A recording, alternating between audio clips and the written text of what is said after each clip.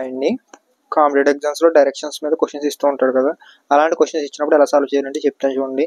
మీకు ఇచ్చిన క్వశ్చన్ ఎలాంటిదైనా సరే ఫస్ట్ డైరెక్షన్స్ వేసుకోండి. నార్త్ సౌత్ అని, నార్త్ సౌత్ ఈస్ట్ వెస్ట్ అని పోల్స్ వేసుకోండి. నార్త్ సౌత్ ఈస్ట్ వెస్ట్ అని పోల్స్ వేసుకోండి. వేసుకున్న తర్వాత క్వశ్చన్స్ ఏమి ఇచ్చాడు చూడండి. ఏ man walks 5 kilometers towards south అన్నాడు.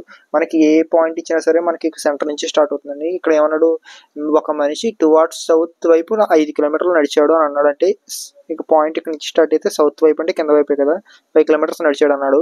తర్వాత దెన్ టర్న్స్ రైట్ అన్నాడు. మనిషి ఇటు నడిచినప్పుడు రైట్ హ్యాండ్ ఇటే కదండి ఉండేది. రైట్ హ్యాండ్ సైడ్ అంటే రైట్ సైడ్ టర్న్ అయ్యాడంటే రైట్ సైడ్ టర్న్ అవుతా రైట్ సైడ్ టర్న్ అయ్యాడు. దెన్ హీ వాక్స్ 3 kilometers అన్నాడు.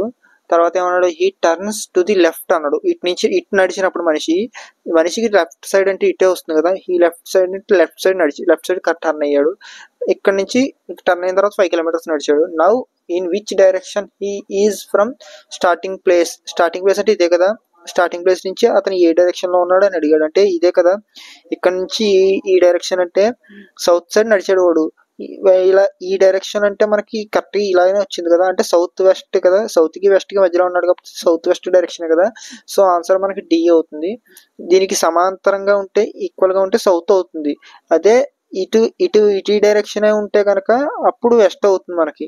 అదే మనకి సౌత్ కి క్రాస్ గా ఉంది కాబట్టి సౌత్ వెస్ట్ అయింది. ఎందుకంటే మధ్యలో సౌత్ కి వెస్ట్ కి మధ్యలో ఉండే సౌత్ వెస్ట్ కదా, సో సౌత్ వెస్ట్ అయింది.